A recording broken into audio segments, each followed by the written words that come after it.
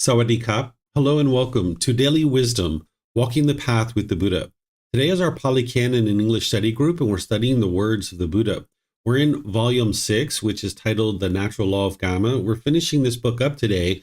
We're going to be exploring chapters 41 through 45. These are the last 5 chapters in the book.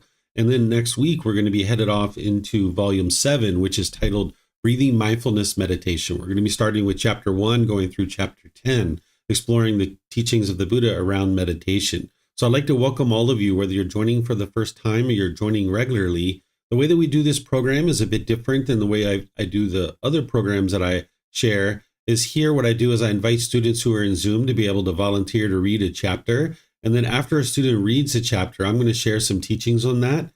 And then ultimately, I'll open up to any and all questions that you have related to that particular chapter. So if you're in Zoom, you can electronically raise your hand to be able to volunteer to read. Or if you're in Facebook, YouTube, or Zoom, you can actually ask questions by putting that into the comment section, or you can electronically raise your hand and ask any and all questions that you like that way. So just let me know if there's anybody in Zoom who would like to volunteer to read.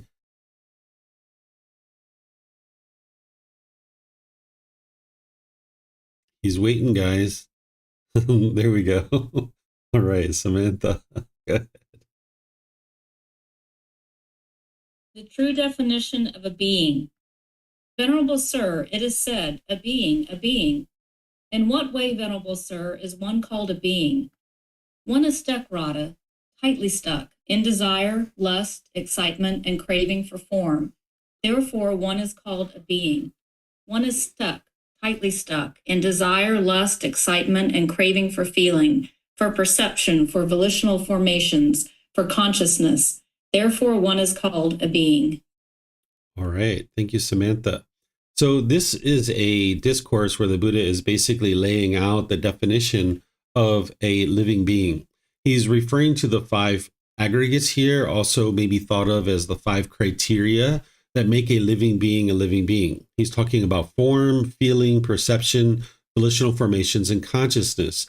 The reason why this is important is because remember, what the Buddha is teaching you is this natural law of cause and effect, or action and result, that you need to make sure that you understand this natural law. And part of this natural law, you understand that anytime you cause harm to a living being, this harm is going to come back to you.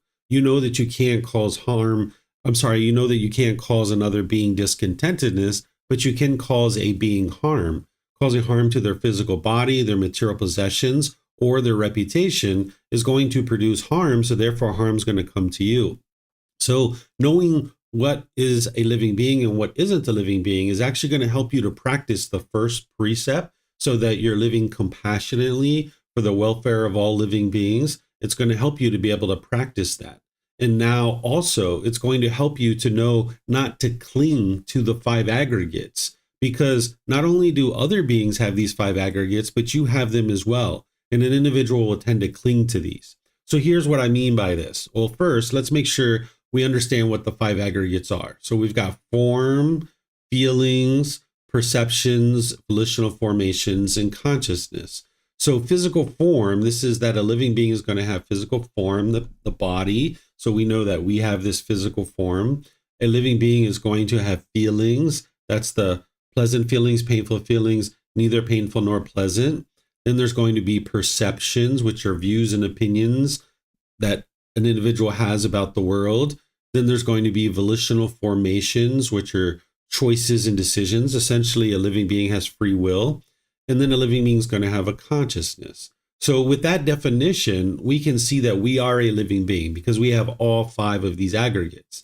And we also know that a squirrel, a rabbit, an elephant, a bird, a snake also has all 5 of these aggregates. So you need to independently verify this by thinking about all these different animals and different things that you know to potentially be a being, to be able to verify whether this is true or false. So you need to be able to verify that these are the 5 aggregates. These are the 5 criteria that make a living being a living being.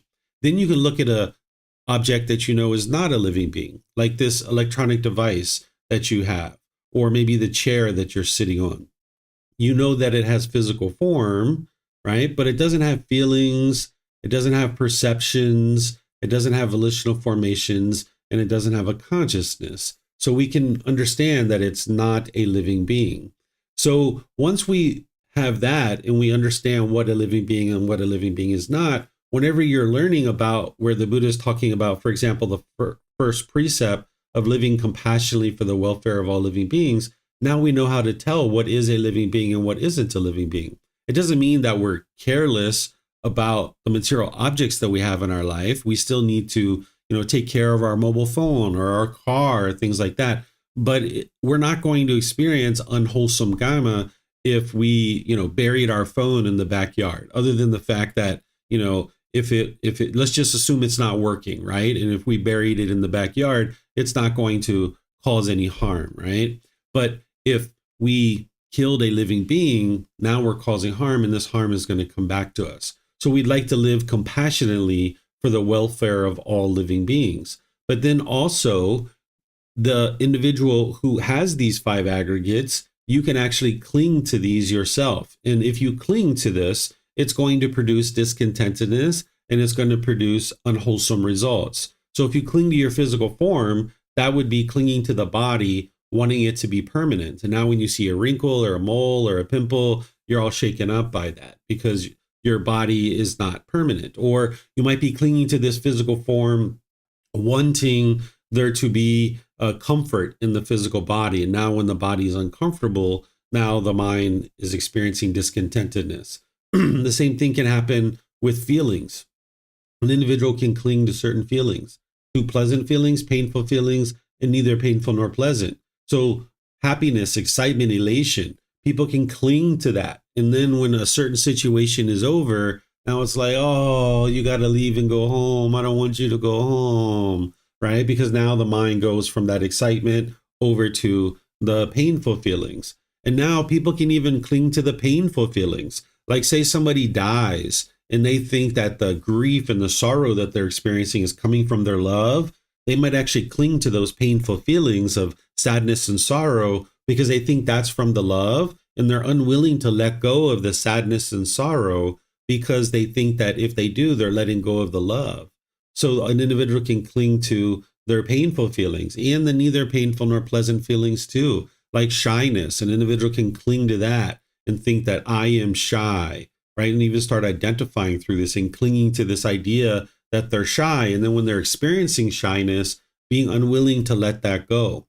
And then the same thing with perceptions. These are your views and opinions about the world. I'm sure you've done this and you've been around other people that have, where they've tried to maybe convince you, or you've tried to convince other people to agree with you about your views and opinions, whether it's political opinions, religious opinions, financial opinions, or any other kind of thing that you might have opinions about. You might cling to those, and now you find yourself in an argument trying to convince other people to agree with you.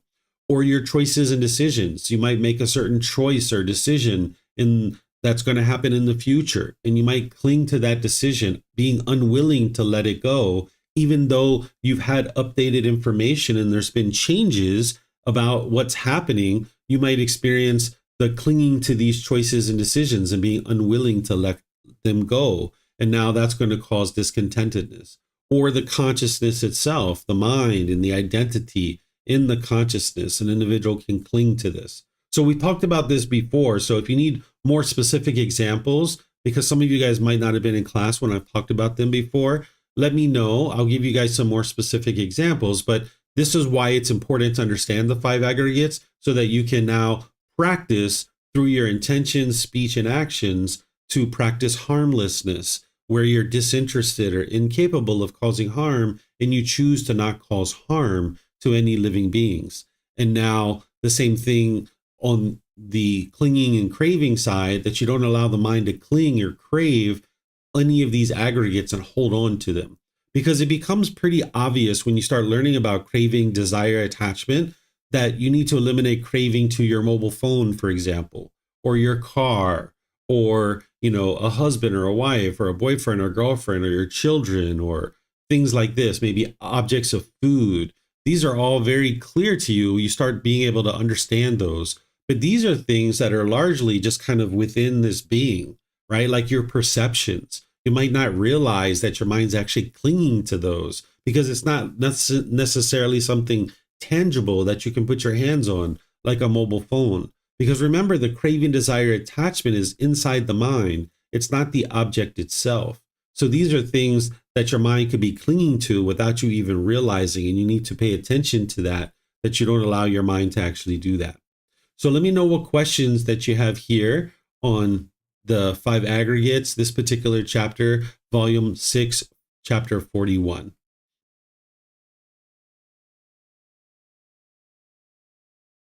Okay, I'm not seeing any questions anywhere. So let's go to the next chapter, chapter 42. It looks like Pat would like to read that one. Go ahead, sir. The nutriment consciousness. The Venerable Malayafaguna said to the perfectly enlightened one, Venerable Sir, who consumes the nutriment consciousness? Not a valid question, the perfectly enlightened one replied. I do not say one consumes. If I should say one consumes, in that case, this would be a valid question. Venerable Sir, who consumes? But I do not speak thus. Since I do not speak thus, if one should ask me, Venerable Sir, for what is the nutriment consciousness a condition? This would be a valid question. To make to this, the valid answer is the nutriment consciousness is a condition for the production of future renewed existence. When that which has come into being exists, the 6 sense bases come to be. With the 6 sense bases as condition, contact. Venerable Sir, who makes contact? Not a valid question, the perfectly enlightened one replied. I do not say one makes contact. If I should say one makes contact, in that case, this would be a valid question. Venerable Sir, who makes contact? But I do not speak thus. Since I do not speak thus, if one should ask me, Venerable Sir, with what as condition does contact come to be? This would be a valid question. To this, the valid answer is, with the 6 sense bases as condition, contact comes to be. With contact as condition, feeling. Venerable Sir, who feels? Not a valid question, the perfectly enlightened one replied. I do not say one feels. If I should say one feels, in that case, this would be a valid question. Venerable Sir, who feels? But I do not speak thus. Since I do not speak thus, if one should ask me, Venerable Sir, with what as condition does feeling come to be? This would be a valid question. To this, the valid answer, feeling, comes to be, is. With contact as condition, feeling comes to be. With feeling as condition, craving. Venerable Sir, who craves? Not a valid question, the perfectly enlightened one replied. I do not say one craves. If I should say one craves, in that case, this would be a valid question. Venerable Sir, who craves? But I do not speak thus. Since I do not speak thus, if one should ask me, Venerable Sir, with what as condition does craving come to be? This would be a valid question. To this, the valid answer is, with feeling as condition, craving comes to be. With craving as condition, clinging. With clinging as condition, existence. With existence as condition, birth. With birth as condition, aging and death. Sorrow, grief, pain, displeasure, and despair come to be. Such is the origin of this whole mass of discontentedness. But Paguna, with the remainderless fading away and elimination of the 6 sense bases for contact, comes elimination of contact. With the elimination of contact, elimination of feeling. With the elimination of feeling, elimination of craving. With the elimination of craving, elimination of clinging. With the elimination of clinging, elimination of existence. With the elimination of existence, elimination of birth. With the elimination of birth, aging and death, sorrow, grief, pain, displeasure, and despair is eliminated. Such is the elimination of this whole mass of discontentedness. Thank you. All right. Thank you, Pat. So this is a teaching that a practitioner needs to first understand the universal truth of non-self and then dependent origination. And if you understand those two teachings, then you can understand why the Buddha is talking in this way. because this particular student is asking the Buddha, who consumes the nutriment of consciousness? And the Buddha is saying, not a valid question. The reason why is because there is no who, there is no you, there is no being here. There is a being, of course. We understand physically there's a being there, but there's no you there. So this individual keeps asking, who is the person? Who is that consumes this? And everything that the Buddha is teaching is about the mind. He's teaching about this causes and conditions that are leading to discontentedness. And all of this is happening inside the mind. It's not an I that's doing any of this because there's no I there. It's the mind that is doing it. So that's why the Buddha keeps saying, not a valid question, not a valid question, not a valid question, because he never said that there is one who consumes or there isn't one who makes contact. It's actually the six sense bases or the mind. That's what's doing all of this. So the Buddha's walking through dependent origination here, helping this particular student to understand that there is no you there that is doing all of this. It's a sequence of events that is happening within the mind itself. And now the Buddha ultimately is getting to what leads to the elimination of discontentedness and the cycle of rebirth. That's what the dependent origination teaching helps you to understand. So the nutriment is what feeds it and what keeps it going. And then there's the consciousness. So the nutriment of consciousness is what feeds this consciousness to allow it to continue to go on and on and on and on and on.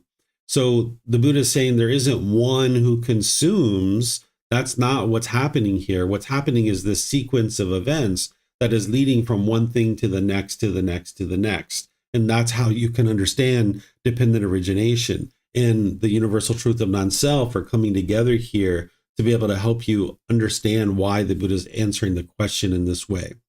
So let me know what questions you guys have here on this particular discourse. Looks like we have a question coming in from John.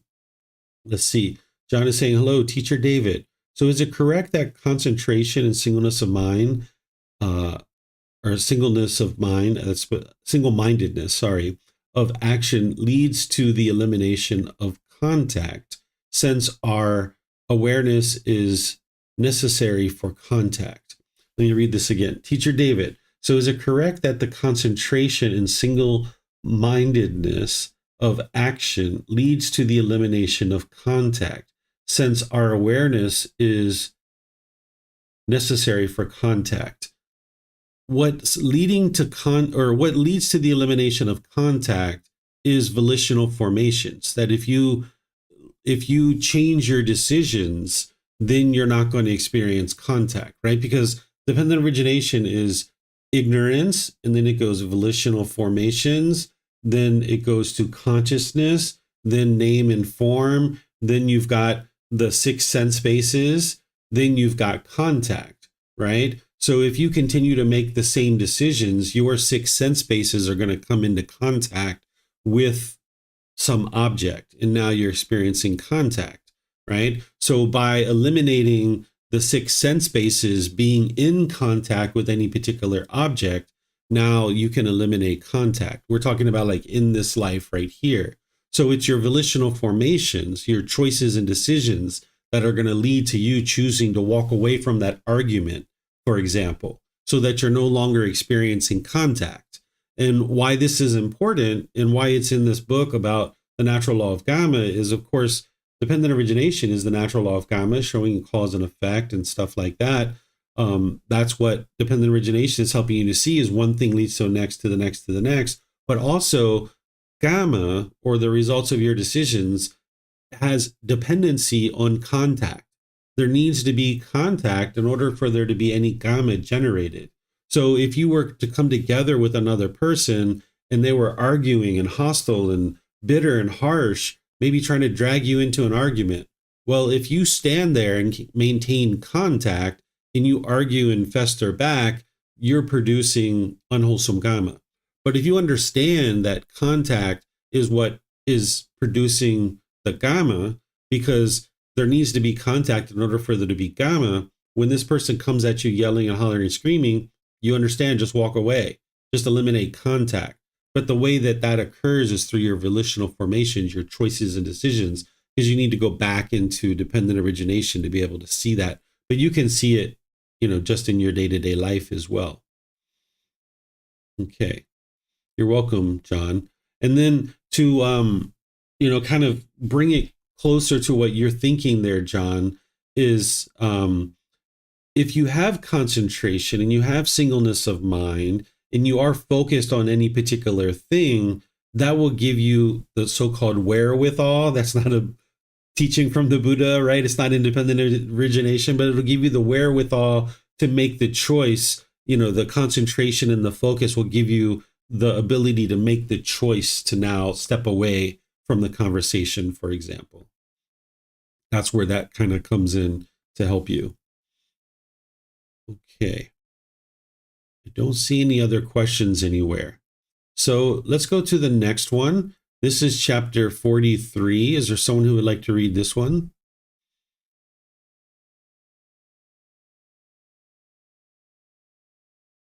All right, we got a bunch of people here. It looks like Viphav's first, and then Yihang will go to you on the next one.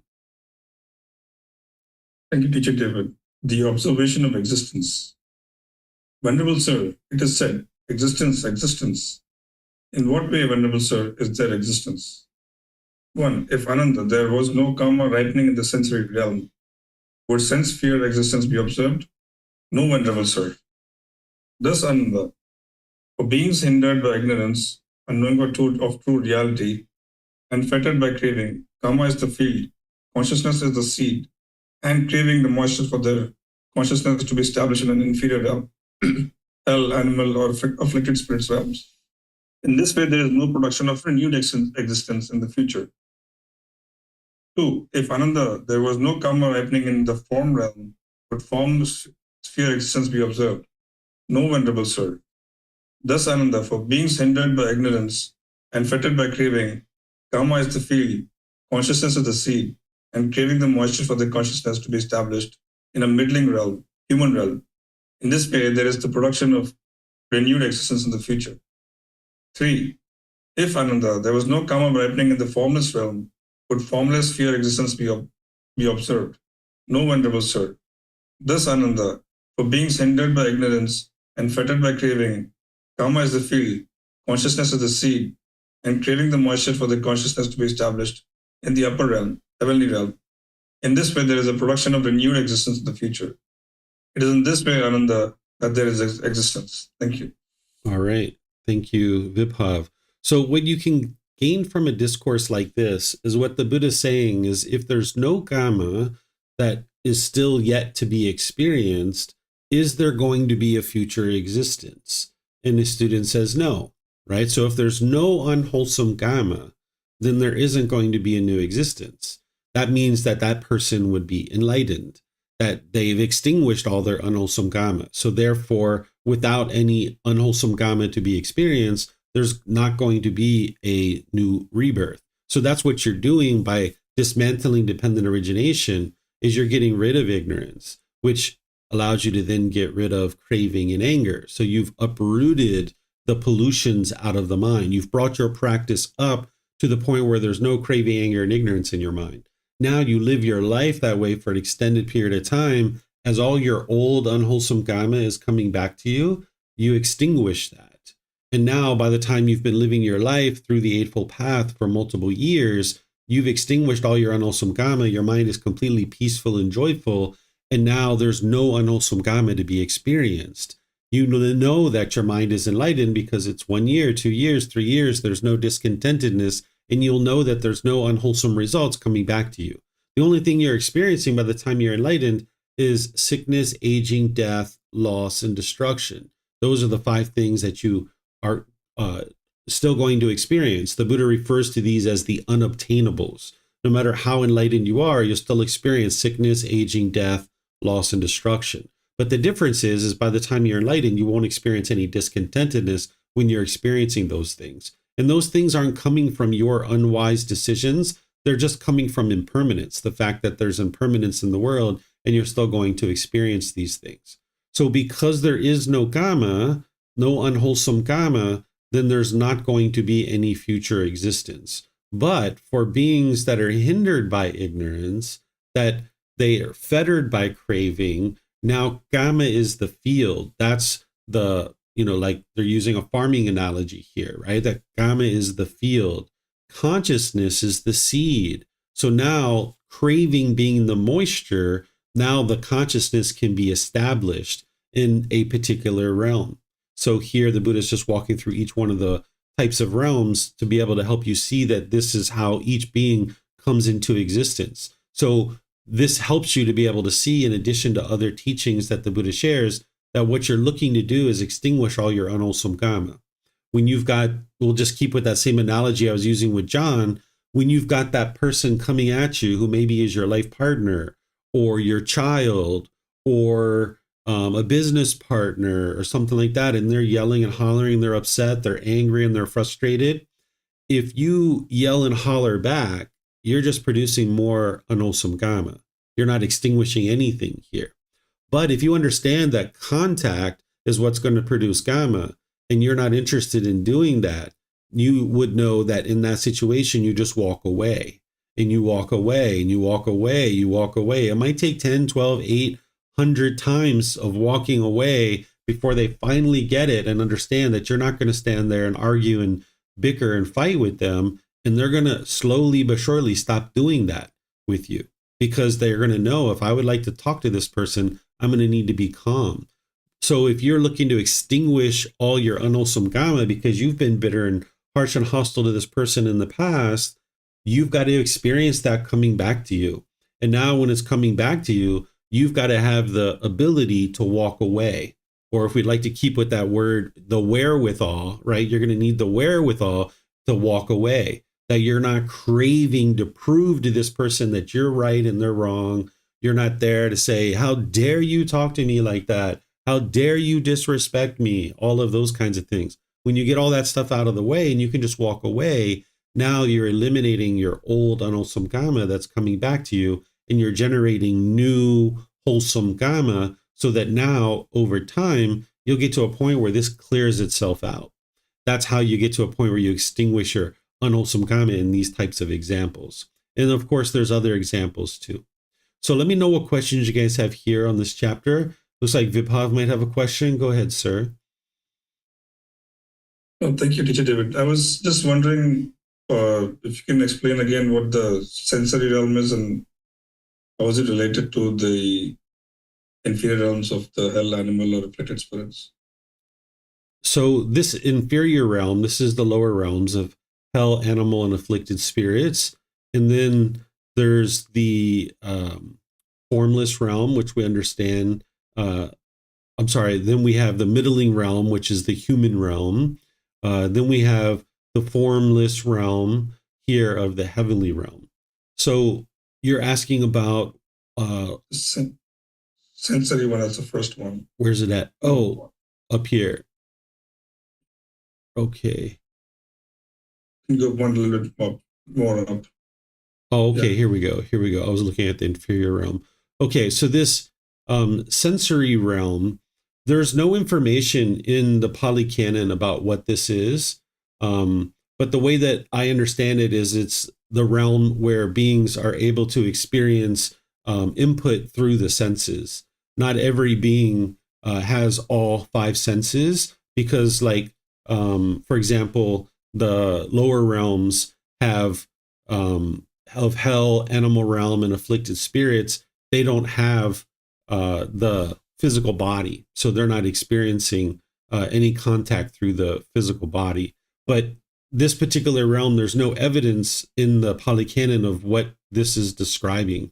So the best way to think about these realms is not through the sensory realm and the form sphere existence realms and all of these others, but instead just understand them as the five realms of existence: in hell, animal, afflicted spirit, the human realm, and the heavenly realm. That's really all you need to know. You don't need to know the sensory realm. It's not in the Pali Canon. The Buddha must have taught it at some point, but it's not something that we have available to us, and it's not something that's needed for us to get to enlightenment today.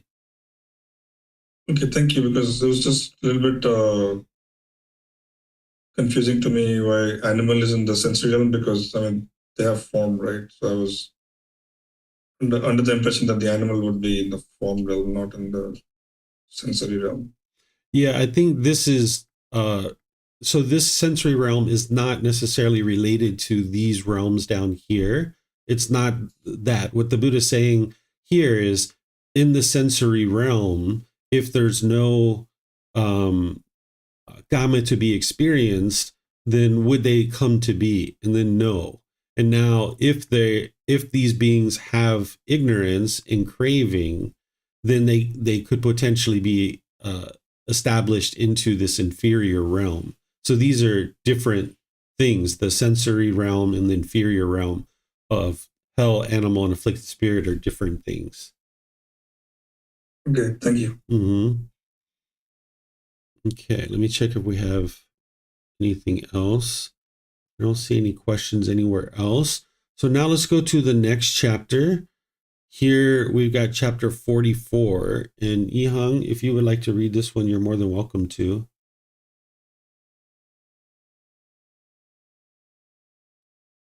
The conduit to existence. Venerable Sir, it is said, the conduit to existence, the conduit to existence. What, Venerable Sir, is the conduit to existence, and what is the elimination of the conduit to existence? Radha, the craving, desire, excitement, lust, engagement, and clinging, mental standpoints, adherence, and underlying tendencies regarding form, this is called the conduit to existence. Their elimination is the elimination of the conduit to existence. The craving, desire, excitement, lust, engagement, and clinging, mental standpoints, adherence, and underlying tendencies regarding feeling, this is called the conduit to existence. Their elimination is the elimination of the conduit to existence. The craving, desire, excitement, lust, engagement, and clinging, mental standpoints, adherences, and underlying tendencies regarding perception, this is called the conduit to existence. Their elimination is the elimination of the conduit to existence. The craving, desire, excitement, lust, engagement, and clinging, mental standpoints, adherences, and underlying tendencies regarding volitional formations, choices, decisions, this is called the conduit to existence. Their elimination is the elimination of the conduit to existence. The craving, desire, excitement, lust, engagement, and clinging, mental standpoints, adherences, and underlying tendencies regarding consciousness this is called the conduit to existence. Their elimination is the elimination of the conduit to existence. Thank you. All right. Thank you, Yihang. So a conduit is something that allows something to flow from one point to another. So like with electricity, a wire is a conduit. It allows the electricity to move from one location to the next. So the wire is the conduit. It's allowing it to go from one location to the next. So here what the Buddha is talking about is what's the conduit to existence? What allows existence to continue? Well, we understand dependent origination in detail, but oftentimes the Buddha will teach in these different layers and really kind of targeting one aspect of a teaching or another. So here what he's describing is the conduit to existence. What allows existence to continue to go on and on and on and on and on is this craving and clinging to these five aggregates. That as long as a being is craving and clinging and holding on to these five aggregates, that's going to ensure that there's going to be a future existence.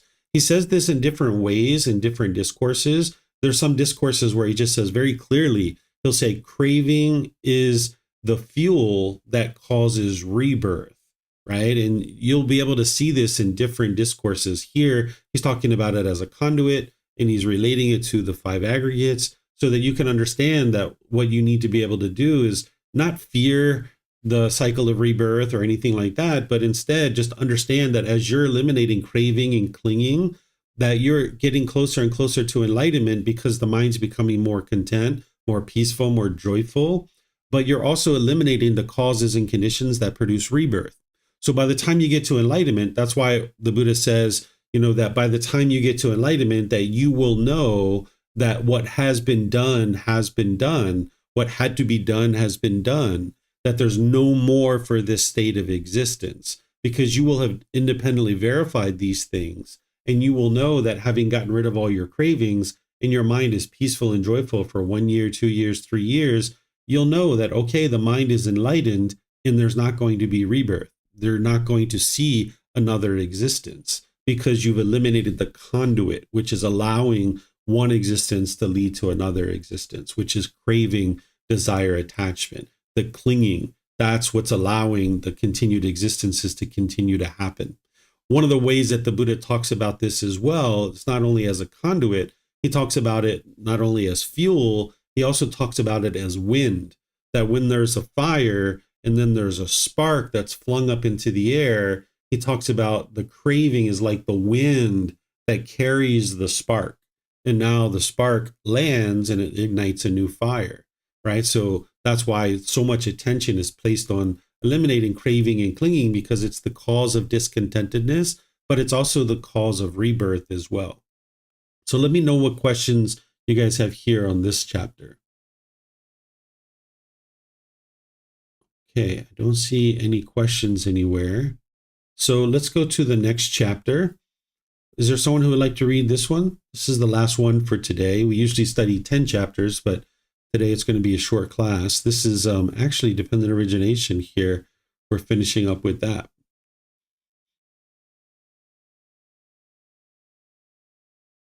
Okay, we've got a couple people here. Looks like Kristen. Go ahead, ma'am. Thank you, teacher. Chapter 45, Dependent Origination as the Highest Law of Nature. Monks, I will teach you dependent origination and dependently arisen phenomena. Listen and attend closely. I will speak. And what, monks, is dependent origination? With birth as condition, aging and death comes to be.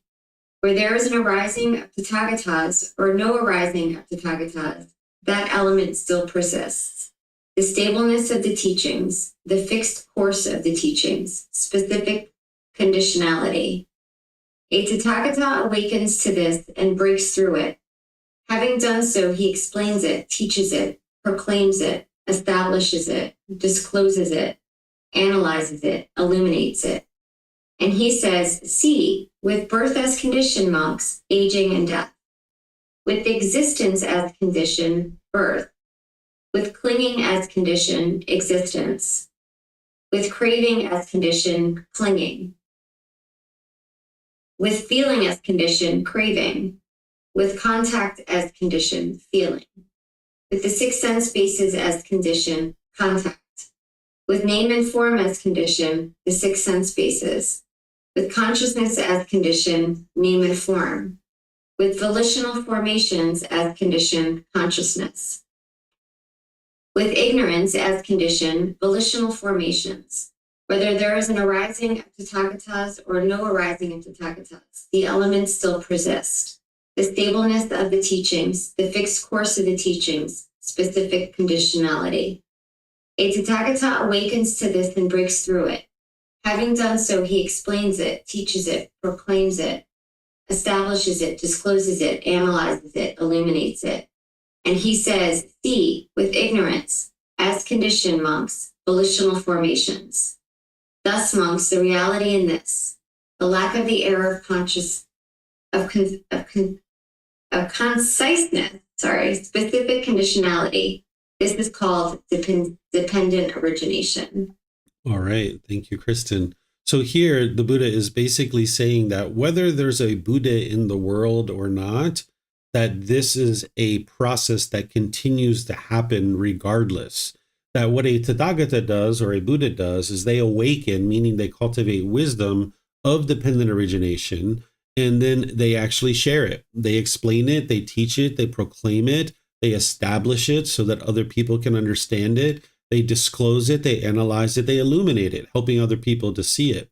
But whether there's a Buddha in the world or not, this process, this natural law, this cause and effect of dependent origination is continuing to happen. This is how beings come into the world and continue to experience rebirth over and over. And this is how they experience discontentedness over and over and over again. So while a Buddha is explaining it and helping people to understand it, that isn't dependent on whether the fact this is actually occurring. This is occurring regardless. But a Buddha is going to understand it, and then they're going to explain it so that other people can understand what's happening. Because in order to make change and be able to experience improvement, you've got to understand what's happening. And that's what a Buddha is doing, is they're explaining to you the natural laws, what's happening in your mind, what's happening in the world, so that now when you understand, now you can implement the choices and decisions that would be wise to now solve that particular thing. So people don't even realize that they're stuck in this continuous cycle of rebirth over and over and over and over and over and over again. So a Tathagata, a Buddha, is going to make people aware of that. Not in a way of fearing people or trying to guilt, shame, or fear people into, oh my gosh, you're in the cycle of rebirth. No, just helping you to be able to see what's really truly going on, showing you how to independently verify it. And now you can apply effort and energy to be able to dismantle that so that you can escape out of this continuous cycle. So let me know what questions you guys have here on this chapter. You can put that into Facebook, YouTube, or in Zoom.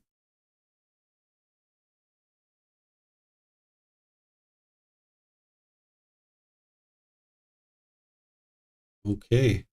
I don't see any questions anywhere throughout all of our platforms. So this is a very short class. I think it's probably our shortest one at this point. I'd just like to thank all of you guys for joining. Thank you for all the work that you've done up to this point in the Pali Canon English Study Group. We're in volume 7 next week. So we're basically about halfway through pretty much the entire Pali Canon English Study Group. It's amazing to think that we just started this about 7 or 8 months ago. We're about halfway through now. So we're going to be starting this next book of chapter 1 through 10 of volume 7. And this is the breathing mindfulness meditation book, where we're going to explore that. And we're just going to continue on through all the books this way.